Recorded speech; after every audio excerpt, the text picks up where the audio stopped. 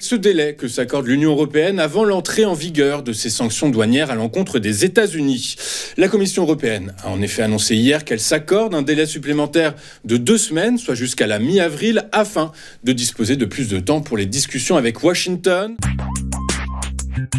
Et on ouvre ce tour d'horizon de l'actualité par cette nouvelle inquiétante, c'est la tournure que prend le conflit au Proche-Orient. Alors que dans la nuit de lundi à mardi dernier, Israël a officiellement mis fin à la trêve en vigueur depuis janvier dernier avec le Hamas. Cette nuit, le mouvement islamiste palestinien a annoncé avoir tiré des roquettes sur Tel Aviv. Première réponse du mouvement islamiste au nombre croissant de civils tués dans la bande depuis la reprise des opérations aériennes et terrestres israéliennes. En réponse à Quetzal, l'armée israélienne a dit avoir bombardé tôt ce matin la bande de Gaza. Une attaque qui fait suite donc à l'intensification de ces opérations militaires. Intensification présentée comme un dernier avertissement aux habitants du territoire palestinien si le Hamas ne libère pas les otages. Notez, et c'est la raison pour laquelle cette reprise des hostilités est dramatique, puisque selon la défense civile de la bande de Gaza, au moins 504 personnes, parmi lesquelles plus de 190 mineurs, ont été tuées depuis la reprise des frappes de l'armée israélienne dans la nuit de lundi à mardi dernier sur la bande de Gaza. On poursuit ce tour d'horizon de l'actualité avec ce délai que s'accorde l'Union européenne avant l'entrée en vigueur de ces sanctions douanières à l'encontre des États-Unis. La Commission européenne a en effet annoncé hier qu'elle s'accorde un délai supplémentaire de 2 semaines, soit jusqu'à la mi-avril, afin de disposer de plus de temps pour les discussions avec Washington.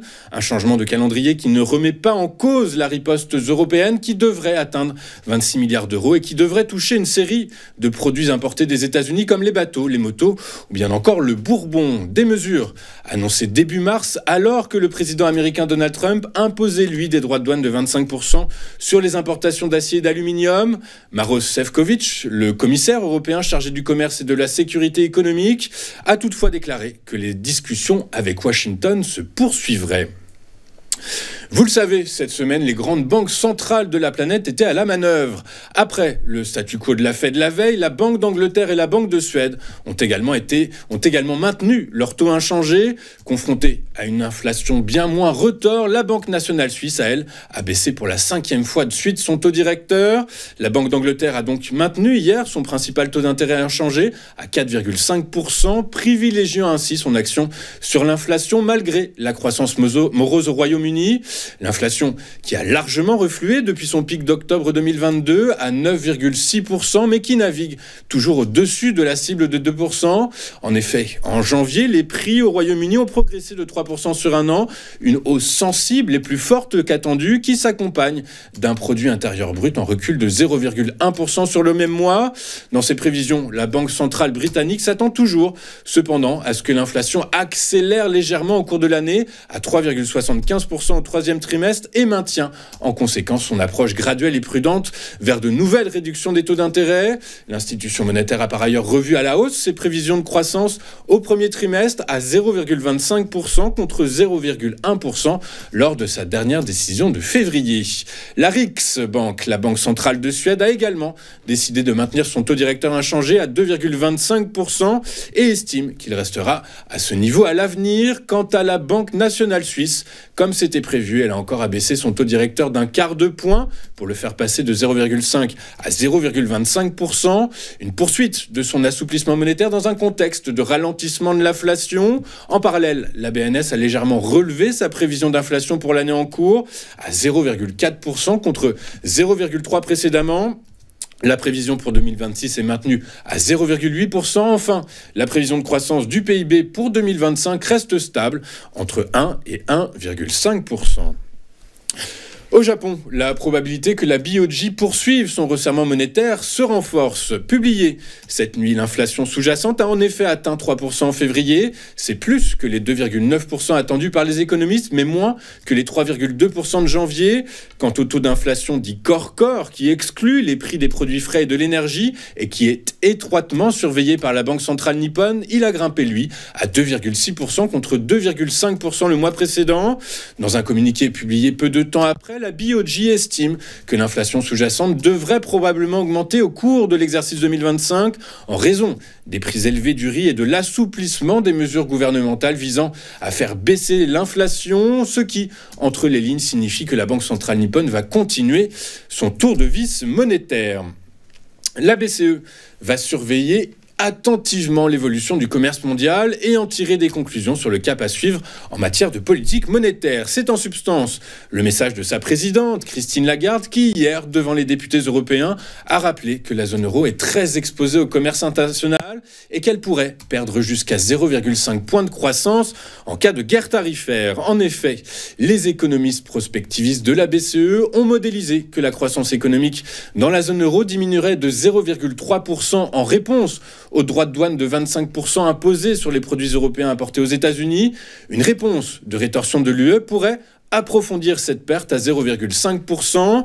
Quant à l'inflation, elle augmenterait mécaniquement et dans les mêmes proportions, mais l'effet serait concentré sur la première année. C'est pourquoi Christine Lagarde a tenu à préciser que l'impact inflationniste s'estomperait à moyen terme, ce qui indique que la Banque centrale ne réagirait probablement pas en augmentant son taux d'intérêt directeur.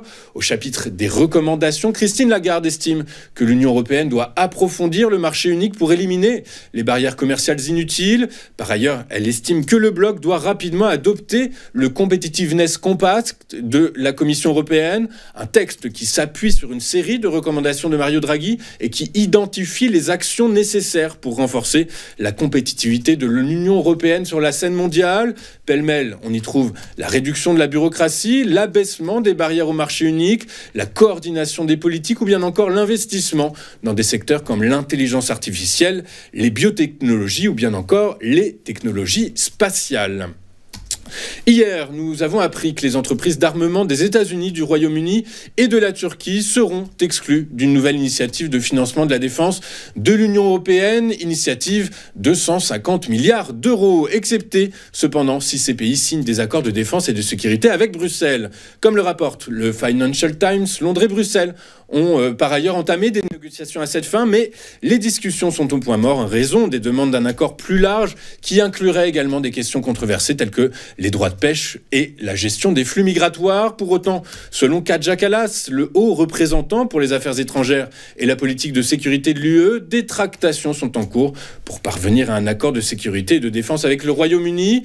La mesure, soutenue par la France, vise, vous l'aurez donc compris, à renforcer l'industrie européenne avec une approche Buy European, dans un contexte où les États-Unis ne peuvent plus se poser comme leader du monde libre, comme le dit d'ailleurs Andrius Kubilius, je le cite, c'est le commissaire chargé de la défense de l'UE, eh bien 450 millions d'Européens ne devraient pas dépendre de 340 millions d'Américains pour les défendre contre 140 millions de Russes qui n'ont pas pu vaincre 38 millions d'Ukrainiens. L'Europe de la défense prend donc forme. La Commission européenne, dans son premier livre blanc, publié mercredi 19 mars 2025, a pour but d'avoir une posture militaire forte d'ici à 2030 afin de dissuader de potentiels agresseurs et en premier lieu la Russie. Autrement dit, l'Europe se donne 5 ans pour devenir une puissance militaire de premier rang. Concernant le calendrier du jour, eh bien, les investisseurs auront les yeux rivés vers l'Allemagne. L'Allemagne où le volte-face budgétaire historique a été approuvé cette semaine par la Chambre basse du Parlement. Et aujourd'hui, c'est au tour des sénateurs de l'adopter. Au-delà de cela, pas grand-chose à analyser. Tout au plus, la confiance des consommateurs en zone euro ou bien encore le rapport sur les finances publiques britanniques qui devrait montrer à quel point le gouvernement est dans le rouge. Regardons maintenant ce qu'il s'est passé sur les principales places financières de la planète hier. Et en Europe, les principaux indices actions ont fini la journée dans le rouge. Un rouge vif en France et en Allemagne, alors que les investisseurs ont pris leurs bénéfices sur le secteur de la défense, secteur jusqu'alors plébiscité sur fond d'augmentation des dépenses de défense des États européens. Par ailleurs, le discours empreint de prudence des grands argentiers mondiaux à l'endroit de la guerre commerciale et de son impact sur la croissance mondiale n'a pas été de nature à rassurer les financiers. Le CAC 40 a ainsi reculé de 0,95% hier à 8094 points. Le FTSE, lui, a symboliquement cédé 0,05% à 8701 points. Quant au DAX, lui, la baisse est plus franche. Il a reculé de 1,24% à 23 013 points. Aux États-Unis, Wall Street doute toujours, bien que rassuré par le maintien de la perspective de 2 baisses de taux cette année, des questions majeures subsistent concernant les politiques tarifaires et d'immigration du président Trump et de leur effet sur l'économie. Je vous rappelle que la planète finance a coché sur son calendrier la date du 2 avril, date à laquelle les droits de douane dits réciproques doivent être mis en place. En cette attente, les modèles tournent, mais il est extrêmement difficile de savoir exactement ce qu'il adviendra de l'économie et de l'inflation. Résultat, Résultat, les indices baissent. Hier, à la clôture, le Dow Jones a cependant fini la séance sur une note stable avec un repli symbolique de 0,03%. Le S&P 500 a lui cédé 0,2%. Quant au Nasdaq, il a lui abandonné 0,3% et baisse de plus de 8% depuis le 1er janvier de cette année. En Asie, cette nuit, l'inquiétude à Wall Street s'est emparée de l'esprit des investisseurs asiatiques, l'incertitude entourant la trajectoire de l'économie américaine n'étant pas de nature, vous l'aurez compris, à rassurer les financiers.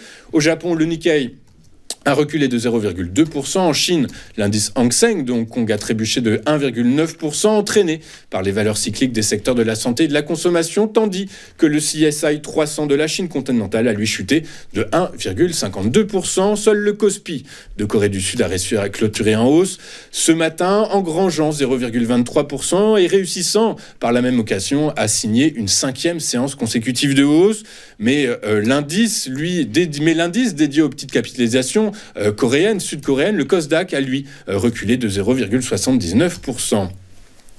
Enfin, sur le marché du pétrole, les prix ont été soutenus hier par les nouvelles sanctions de l'administration américaine visant à réduire les exportations de pétrole de l'Iran. Par ailleurs, le gouvernement américain a annoncé prendre des mesures contre une raffinerie indépendante en Chine, raffinerie accusée de transformer illégalement du pétrole iranien. Dans ce contexte, le prix du baril de Brent pour la mer du Nord pour livraison mai a gagné 1,72% à $72 tout rond.